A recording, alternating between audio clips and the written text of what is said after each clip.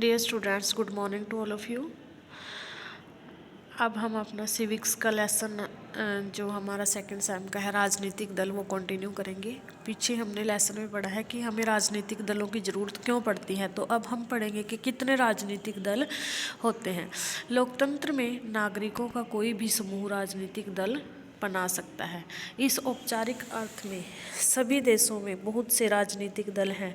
भारत में ही चुनाव आयोग के नाम पंजीकृत कराने वाले दलों की संख्या 750 से ज़्यादा है, यानी कि भारत में 750 से ज़्यादा राजनीतिक दल जो है पाए जाते हैं जिनका नाम जो है रजिस्टर्ड है। लेकिन हर दल चुनाव में गंभीर चुनौती देने की स्थिति में नहीं होता। चुनाव जीतने और सरकार बनाने की होड़ में आमतौर पर कुछ एक पार्टियां ही सक्रिय होती हैं, यानी कि इनमें से कुछ एक पार्टियां हैं जो आमतौर पर सक्रिय होती हैं।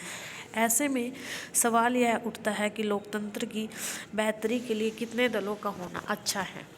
कई देशों में सिर्फ एक ही दल को सरकार बनाने और चलाने की अनुमति होती है, यानी कि उस व्यवस्था को हम क्या कहेंगे, एक दलीय व्यवस्था।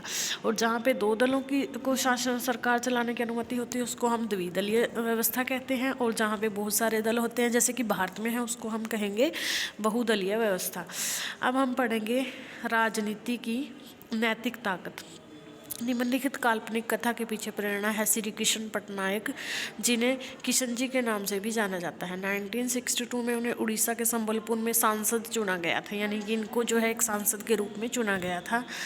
एक वैकल्पिक राजनीतिक ढांचा खड़ा करने की बात से किशन जी का क्या मतलब था? सुधा, करुणा, शाहीन और क्रेसी की बातचीत के क्रम में यह सवाल उठा।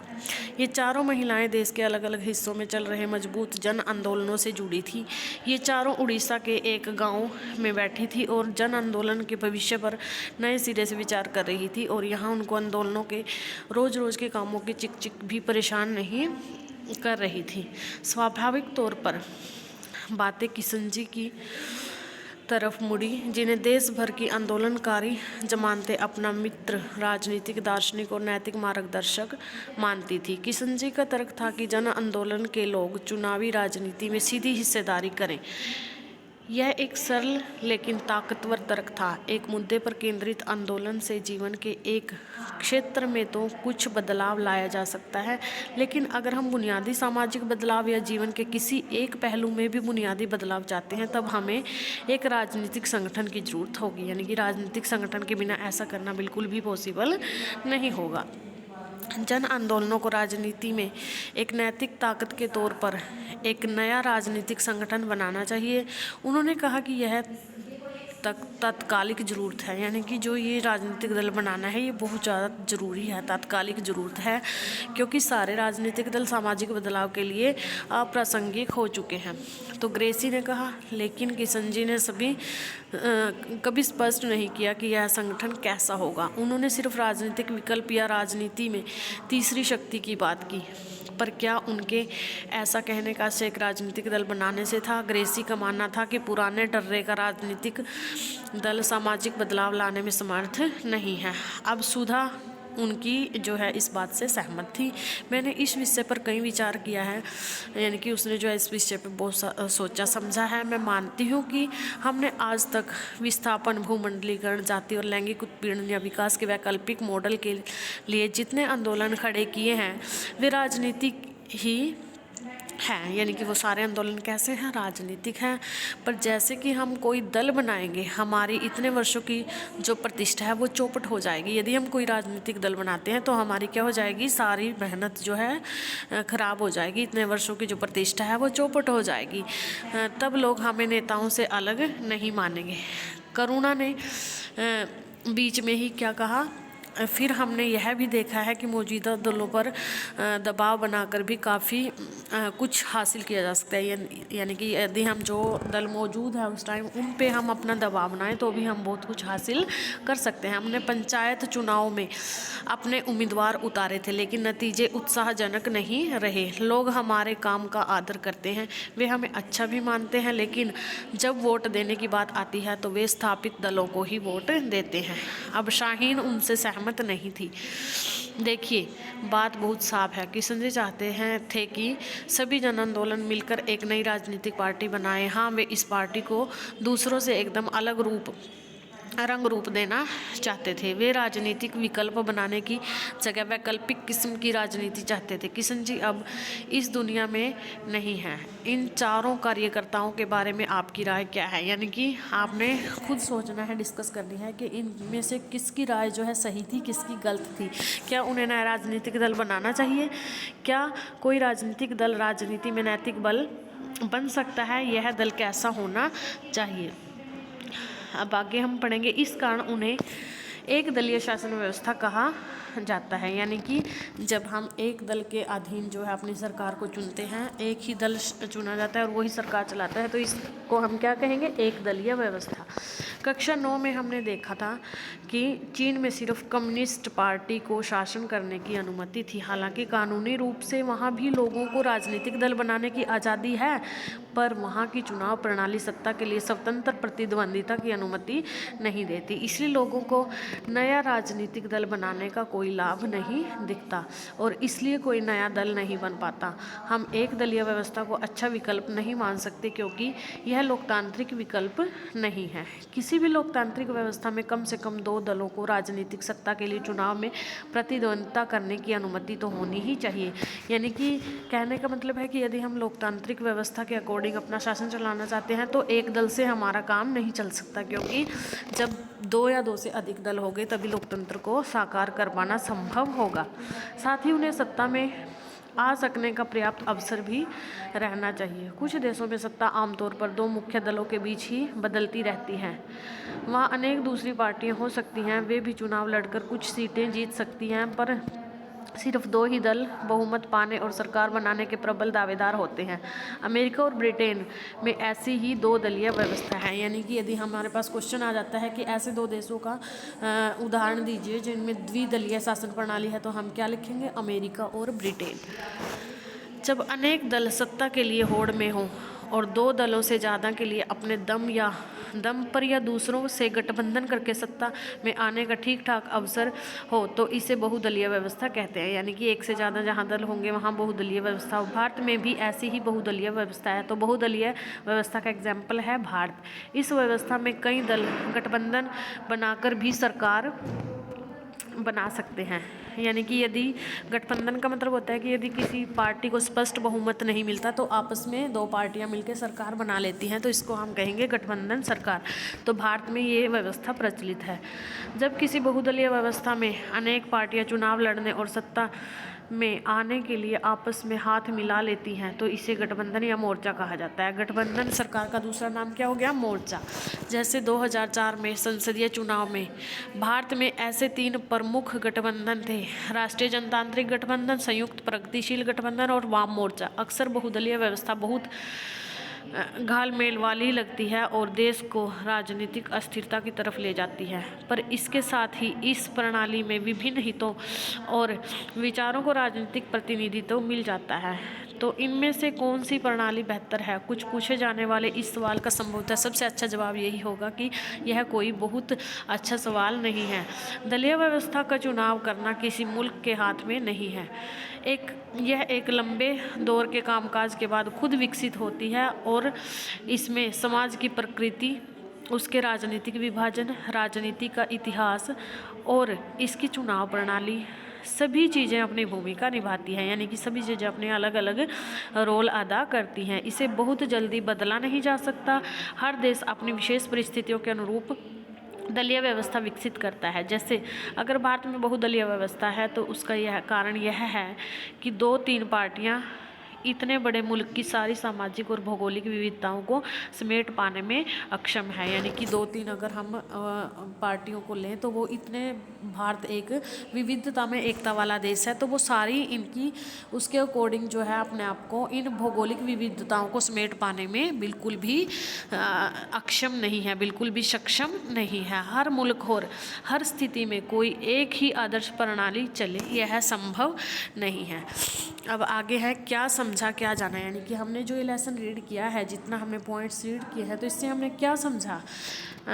आइए दलीय व्यवस्था के बारे में हमने जो जाना उसे भारत के विभिन्न राज्यों पर लागू करें। यहाँ राज्य स्तर पर मौजूद 3 तरह की दलीय व्यवस्थाएं दी गई हैं। आप इन श्रेणियों के लिए कम से कम 2 राज्यों के नाम बता सकते हैं। जैसे 2 दलीय व्यवस्था कौन से राज्य में लागू हो सकती है, 2 गठबंधन वाली बहुदलीय व्यवस्था कहाँ पे लागू हो सकती है और बहुदलीय व्यवस्था कहाँ पे, तो ये आपने इसके बारे में डिस्कस करनी है। अब है राजनीतिक दलों में जन भागीदारी यानी कि जनता की भागीदारी।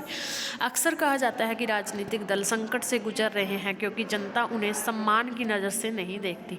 उपलब्ध प्रमाण बताते हैं कि यह बात आंशिक रूप से ही सही है। बड़े नमूने पर आधारित और कई दशकों तक चले सर्वेक्षण के तथ्य बताते हैं कि दक्षिण एशिया की जनता राजनीतिक दलों पर बहुत भरोसा नहीं करती। जो लोग दलों पर एकदम भरोसा नहीं, बहुत भरोसा नहीं के पक्ष में बोले, उनका अनुपात कुछ भरोसा या पूरा भरोसा बनाने वालों से काफ़ी ज़्यादा था। यही बात ज़्यादातर लोकतंत्रों पर लागू होती है। पूरी दुनिया में राजनीतिक दल ही एक ऐसी संस्था है जिस पर लोग सबसे कम भरोसा करते हैं। बहरहाल राजनीतिक दलों के कामकाज में लोगों की भागीदारी का स्तर काफ़ी ऊंचा है। खुद को किसी राजनीतिक दल का सदस्य बताने वाले भारतीयों का अनुपात कनाडा, जापान, स्पेन और दक्षिण कोरिया जैसे विकसित देशों से भी ज़्यादा है। पिछले 3 दशकों के दौरान भारत में राजनीतिक दलों की सदस्यता का अनुपात धीरे धीरे बढ़ता गया है। खुद को राजनीतिक दल का करीबी बताने वालों का अनुपात भी इस अवधि में बढ़ता गया है। यानी कि इसमें जो है राजनीतिक दलों का जो है अनुपात दिया गया है। इस पिक्चर को आपने ध्यान से देखना है। दक्षिण एशिया में जैसे पूरा भरोसा यानी कि कुछ भरोसा करने वाले 37% हैं, पूरा भरोसा नहीं, एकदम भरोसा नहीं करने वाले 43% है। ऐसे ही जो नहीं, बिल्कुल भी कुछ भी नहीं जानते इनके बारे में, वो है यहाँ पे 20%। ऐसे ही ये अलग अलग देशों का दिया हुआ है, तो आपने इसको टेबल को अच्छे से रीड करना है। ठीक है, अब है राष्ट्रीय दल।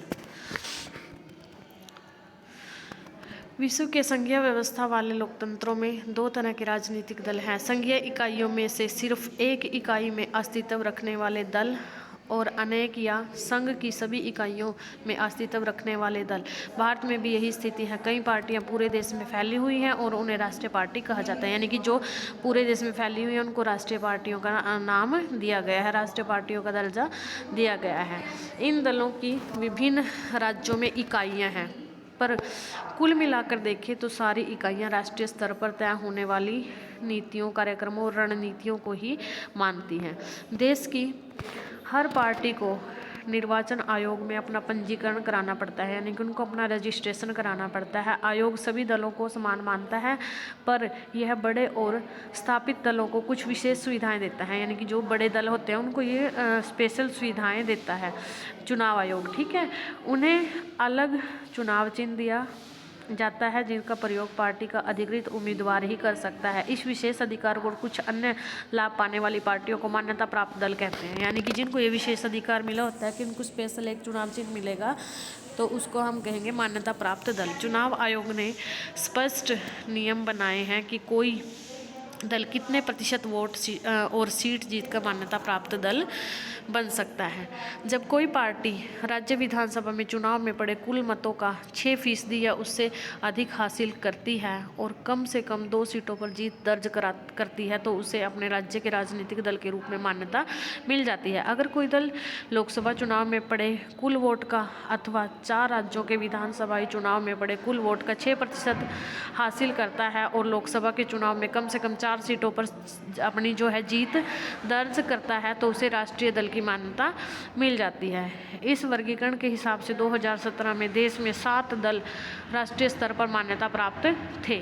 आइए इनमें से प्रत्येक के बारे में कुछ महत्वपूर्ण तथ्य जान लें। यानी कि जो हमारे 7 दल हैं वो क्या हैं, मतलब कि राष्ट्रीय स्तर पर उनको मान्यता मिली हुई है 7 दलों को। अब हम आगे लेसन में उन्हीं के बारे में डिस्कस करेंगे। ऑल इंडिया तृणमूल कांग्रेस 1 जनवरी 1998 को ममता बनर्जी के नेतृत्व में ये पार्टी जो है बनी थी। इसे 2016 में राष्ट्रीय दल के रूप में मान्यता प्राप्त हुई थी। ठीक है, कब मिली थी? ऑल इंडिया तृणमूल कांग्रेस को 2016 में राष्ट्रीय दल के रूप में मान्यता मिली थी। पुष्प और तृण पार्टी का प्रतीक है। धर्मनिरपेक्षता और संघवाद के प्रति प्रतिद्वंद 2011 में पश्चिम बंगाल में सत्ता में है और अरुणाचल प्रदेश, मणिपुर और त्रिपुरा में भी इसकी जो है उपस्थिति है। 2019 में हुए आम चुनाव में इसे 4.07% वोट मिले जो और 22 सीटों पर जीत हासिल हुई और जिससे लोकसभा में यह चौथी सबसे बड़ी पार्टी जो है बनी है। अब है बहुजन समाज पार्टी। स्वर्गीय कांसीराम के नेतृत्व में 1984 में इसका गठन किया गया, यानी कि बहुजन समाज पार्टी कब बनी थी, कब इसका गठन किया गया था? 1984 में स्वर्गीय कांसीराम के नेतृत्व में। बहुजन समाज पार्टी जिसमें दलित, आदिवासी, पिछड़ी जातियां और धार्मिक अल्पसंख्यक शामिल है के लिए राजनीतिक सत्ता पाने का प्रयास और उनका प्रतिनिधित्व करने का दावा करती है, यानी कि ये जो है पिछड़े वर्गों को लेकर चलती है। पार्टी साहू महाजन, महात्मा फुले, पेरियार, स्वामी नायकर और बाबा साहेब अम्बेडकर के विचारों और शिक्षाओं से प्रेरणा लेती है। दलितों और कमजोर वर्ग के लोगों के कल्याण और उनके हितों की रक्षा के मुद्दों पर सबसे ज़्यादा सक्रिय इस पार्टी का मुख्य आधार उत्तर प्रदेश में है, पर मध्य प्रदेश, छत्तीसगढ़, उत्तराखंड, दिल्ली और पंजाब में भी यह पार्टी पर्याप्त ताकतवर है। अलग अलग पार्टियों के अलग अलग अवसरों पर समर्थन लेकर इसने उत्तर प्रदेश में 4 बार सरकार बनाई और इस दल को 2019 में लोकसभा चुनाव में करीब 3.63% वोट मिले और 10 सीटें जो है इसने प्राप्त की है। इसके बाद है भारतीय जनता पार्टी जो कि अभी भी अस्तित्व में है। पुराने भारतीय जनसंघ को, जिसे श्यामा प्रसाद मुखर्जी ने 1951 में गठित किया, पुनर्जीवित करके 1980 में यह पार्टी बनी और भारत की प्राचीन संस्कृति और मूल्य, दीनदयाल उपाध्याय के विचार, समग्र मानवतावाद और अंत्योदय से प्रेरणा लेकर मजबूत और आधुनिक भारत बनाने का लक्ष्य। भारतीय राष्ट्रवाद और राजनीति की इसकी अवधारणा में सांस्कृतिकवाद, राष्ट्रवाद यानी कि हिंदुत्व का प्रमुख तत्व है। पार्टी जम्मू और कश्मीर को क्षेत्रीय और राजनीतिक स्तर पर विशेष दर्जा देने के खिलाफ है। यह देश में रहने वाले सभी धर्म के लोगों के लिए समान नागरिक संहिता बनाने और धर्मांतरण पर रोक लगाने के पक्ष में है। 1990 में के दशक में इसके समर्थन का आधार काफ़ी व्यापक हुआ।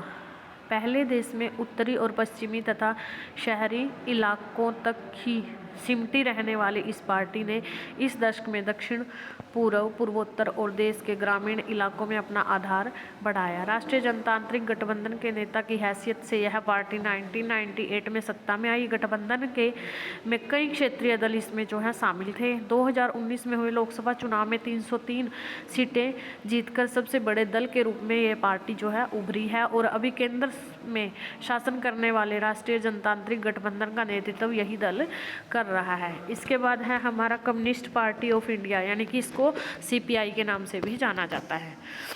1925 में गठित मार्क्सवाद, लेनिनवाद, धर्मनिरपेक्षता और लोकतंत्र में आस्था रखने वाली पार्टी का क्या नाम है? Communist party of India. अलगाववादी और सांप्रदायिक ताकतों की ये पार्टी जो है विरोधी है। यह पार्टी संसदीय लोकतंत्र को मजदूर वर्ग, यानी कि जो हमारा मजदूर वर्ग है, जो किसान है, जो गरीब है, उनके हितों को आगे लेकर बढ़ने का एक उपकरण मानती है। 1964 की फूट, यानी कि जिसमें माकप्पा इससे अलग हुई थी, के बाद इसका जनाधार सिकुड़ता चला गया, लेकिन केरल, पश्चिम बंगाल, पंजाब, आंध्र प्रदेश और तमिलनाडु में अभी भी ठीक ठाक स्थिति इसकी है। बहरहाल इसका समर्थन धीरे धीरे कम होता गया है। 2019 में लोकसभा चुनाव में इसे 1% से कम वोट और 2 सीट हासिल हुई थी। मजबूत वाम मोर्चा बनाने के लिए जो है सभी वामपंथी दलों को साथ लाने की ये पक्षधर है। और इसी के साथ साथ इन सभी पार्टियों के चुनाव चिन्ह भी आपको देखने को मिलेंगे। कई बार पेपर में इनमें से भी क्वेश्चन पुट हो जाता है, तो आपने इनके चुनाव चिन्ह भी ध्यान से देखने हैं। जैसे बहुजन समाज पार्टी का जो चुनाव चिन्ह है वो हाथी है, ऐसे ही भारतीय जनता पार्टी का कमल का फूल। तो जो भी जिसका चुनाव चिन्ह है उसके सामने दिया हुआ है, ये भी आपने ध्यान से देखने हैं। अब हमारी पार्टी है कम्युनिस्ट पार्टी ऑफ इंडिया, मार्क्सवाद, यानी कि इसको हम CPIM कहते हैं। 1964 में स्थापित मार्क्सवाद लेनिनवाद में आस्था, समाजवाद, धर्मनिरपेक्षता और लोकतंत्र की समर्थक तथा साम्राज्यवाद और सांप्रदायिकता की विरोधी। यह पार्टी भारत में सामाजिक आर्थिक न्याय का लक्ष्य साधने में लोकतांत्रिक चुनावों को सहायक और उपयोगी मानती है। पश्चिमी बंगाल, केरल और त्रिपुरा में बहुत मजबूत आधार है इसका। गरीबों, कारखाना मजदूरों, खेतिहर मजदूरों और बुद्धिजीवियों के बीच अच्छी पकड़ है इस पार्टी की, और यह पार्टी देश में पूंजी और सामानों की मुक्त आवाजाही की अनुमति देने वाली नई आर्थिक नीतियों की आलोचक है। यानी कि जैसे मतलब कि देश में सामान आयात निर्यात किया जाता है तो ये इसके विरुद्ध है कि इसको जो है फ्री नहीं करना चाहिए। पश्चिम बंगाल में लगातार 34 वर्षों से शासन में ये पार्टी जो है रही है। 2019 के चुनाव में इसने करीब 1.75% वोट और लोकसभा की 3 सीटें हासिल की हैं। अब है हमारी इंडियन नेशनल कांग्रेस। इसे आमतौर पर कांग्रेस पार्टी कहा जाता है और इसका चुनाव चिन्ह है हाथ, ठीक है। और यह दुनिया के सबसे पुराने दलों में से एक है। 1885 में गठित इस दल में कई बार विभाजन हुए हैं। यानी कि भारतीय राष्ट्रीय कांग्रेस का गठन कब हुआ था? 1885 में। किसने किया था? A.O. हयूम ने, ठीक है। आज़ादी के बाद राष्ट्रीय और क्षेत्रीय स्तर पर अनेक दशकों तक इसने प्रमुख भूमिका निभाई है। जवाहरलाल नेहरू की अगुवाई में इस दल ने भारत को एक आधुनिक धर्मनिरपेक्ष लोकतांत्रिक गणराज्य बनाने का प्रयास किया है। 1971 तक लगातार और फिर 1980 से 1989 तक इसने देश पर शासन किया है। 1989 के बाद इस दल के जन समर्थन में कमी आई, पर अभी यह पूरे देश में और पूरे समाज के सभी वर्गों में अपना आधार बनाए हुए है। अपने वैचारिक रुझान में मध्य मार्गी यानी कि न वामपंथी और न ही दक्षिणपंथी, इस दल ने धर्मनिरपेक्षता और कमजोर वर्गों और अल्पसंख्यक समुदाय के हितों में अपना मुख्य एजेंडा बनाया है। यानी कि उनकी भलाई में इन्होंने बहुत सारे कार्य किए हैं।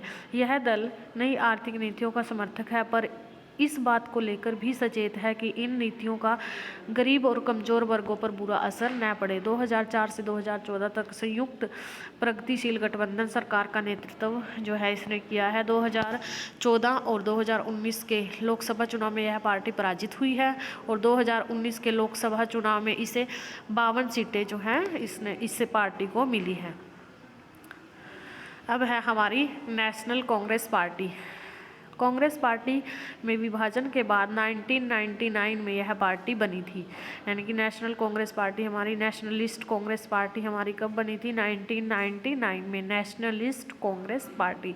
और लोकतंत्र, गांधीवादी धर्मनिरपेक्षता, समता, सामाजिक न्याय और संघवाद में इसकी जो है पूर्ण आस्था है। यह पार्टी सरकार के प्रमुख पदों को सिर्फ जो है भारत में जन्मे नागरिकों के लिए आरक्षित करना चाहती है। यानी कि सरकार में जो मुख्य पद है वो सिर्फ भारत में जन्मे नागरिक को ही मिलने चाहिए, इस बात पे ये जोर देती है।